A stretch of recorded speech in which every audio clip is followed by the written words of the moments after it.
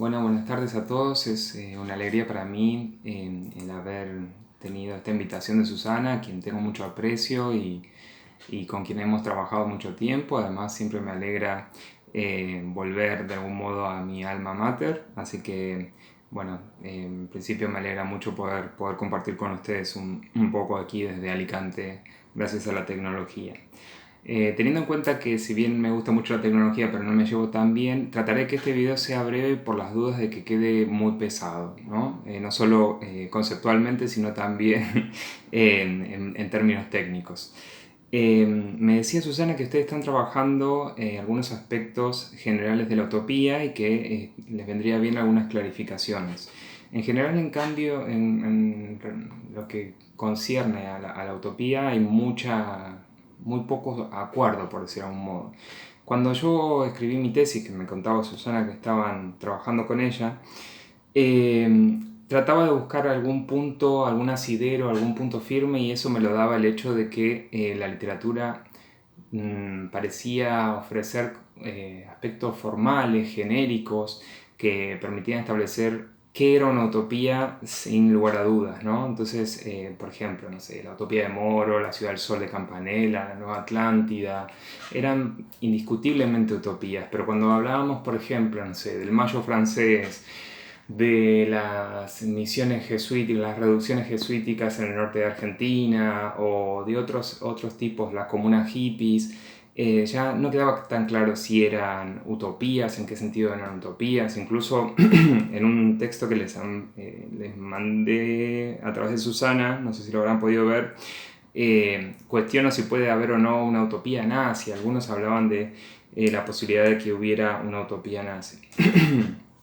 Entonces, bueno, como les digo, hay mucha variedad conceptual y siempre lo más fácil es decir, bueno, la utopía en principio es un género literario con ciertas características, con un choque de mundos, un contraste, es un género especular o de mundo del revés, pero me parece que esa definición de tipo meramente formal da cuenta solo de un aspecto de la utopía. Por eso en las investigaciones más recientes he tratado de ahondar otras formas y de buscar qué sea eso general que tiene el término utopía cuando lo usamos como un concepto, no solo en su sentido peyorativo o otros sentidos coloquiales en los que podríamos asociarlo al sueño, a la fantasía.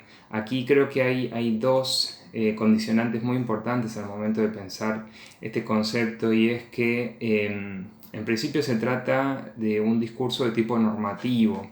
Aquel pensador utópico que se plantea siempre una sociedad imaginaria, en algún sentido está buscando una sociedad que sea mejor que la de su presente, ¿no? Entonces, si pudiéramos englobar, buscando así cuál sería el género en el que pudiéramos englobar a las utopías, diríamos que se trata en principio de un tipo de ideal, ¿no? Un tipo de ideal, pero es un tipo particular de ideal, es un ideal de tipo social.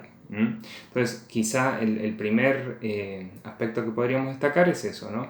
Pero a su vez es un ideal social que tiene unas características muy particulares y creo que la que permite establecer la diferencia específica es que las utopías, al menos en el modo en que las he llegado a entender en estos últimos años, tienen que ver con una suerte de constricción, restricción, eh, de acuerdo a la racionalidad, ¿no? Son ideales sociales, pero racionalmente condicionados. ¿Qué quiere decir racionalmente condicionados? Bueno, hay autores como James Collins Davis, un historiador inglés, que dice: las utopías, a diferencia de otros imaginarios, como por ejemplo la República Moral Perfecta, es decir, esas ciudades ideales de santos en las que nadie puede actuar mal, o el milenario en el marco del cristianismo, o Cucaña u otros imaginarios, la utopía demanda que el pensador utópico se restrinja a ciertas cuestiones que podríamos llamar de tipo realista, por más que suene contradictorio, que muchas veces se opone el idealismo político o en materia política al realismo político y se pone las utopías, ¿no? Obviamente en el marco del idealismo político. Pero aquí hay unas constricciones. Esas constricciones tienen que ver, en principio, si lo pensamos desde el punto de vista literario, con un cierto grado de verosimilitud. Si pensamos en la utopía canónica, que sería la de Moro, vamos a ver cómo Moro se esfuerza porque haya cartas y descripciones que hagan creer que ese ideal de sociedad es verosímil. Es decir, si no pasó o no pasa actualmente, podría pasar, ¿no? Es algo que podríamos creer. Y, y ese aspecto es lo que autores como Davis considerarán que es ese tipo de racionalidad que tiene la utopía, que implica, entre otras cosas, asumir que los bienes son escasos y que los deseos pueden ser infinitos, ¿no? Entonces eso demanda un cierto tipo de organización. Si nosotros comparamos con los imaginarios de Cucaño o País de Jauja, vamos a encontrar que allí lo que ocurre es que hay un exceso de satisfacción de los deseos y no hay problemas, ¿no? Son utopías de la abundancia, algunos lo llaman, otros dirán que no son utopías. Yo creo que no son, si se quiere, un antecedente de la utopía, ¿no? Se aparecen esas ideas de paraísos de vino y miel, o tipo esas casas de Hansel y Gretel de chocolate y árboles también comestibles y todas esas cosas. Pero en realidad desde Moro podemos pensar a la utopía como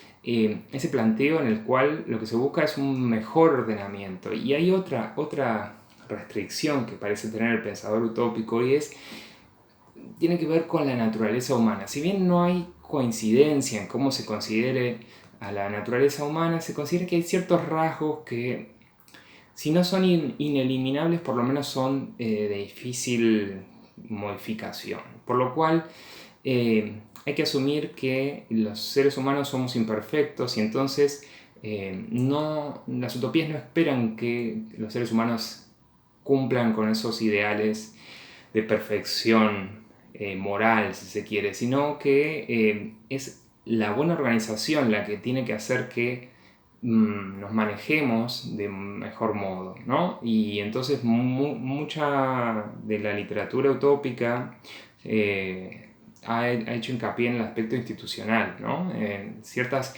instituciones. Hay algunos que dicen, bueno, pero en realidad lo que ha hecho la utopía es satirizar las instituciones presentes, pero también lo que ha procurado es repensar también algunas instituciones.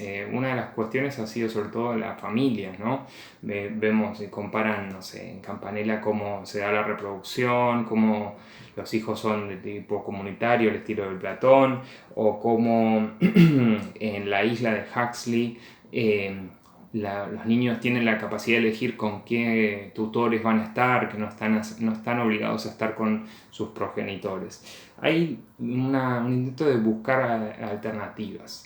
Bueno, esta parte del video me está quedando muy larga. Yo voy a tratar de ir haciendo como cápsulas de temas, pero breves por las dudas para poder enviarlas. Y también estoy abierto a preguntas. Si bien nuestra comunicación va a ser asíncrona, creo que es importante que podamos hacer preguntas o un intercambio. No creo que me pueda conectar a las 10 de la noche, porque aquí es un poco tarde para eso y tengo un niño pequeño, pero podemos combinar de este modo asincrónico. Ustedes me mandan preguntas y yo siempre estaré dispuesto a responderlas, porque es un tema que me apasiona y hay mucho para discutir y para aprender.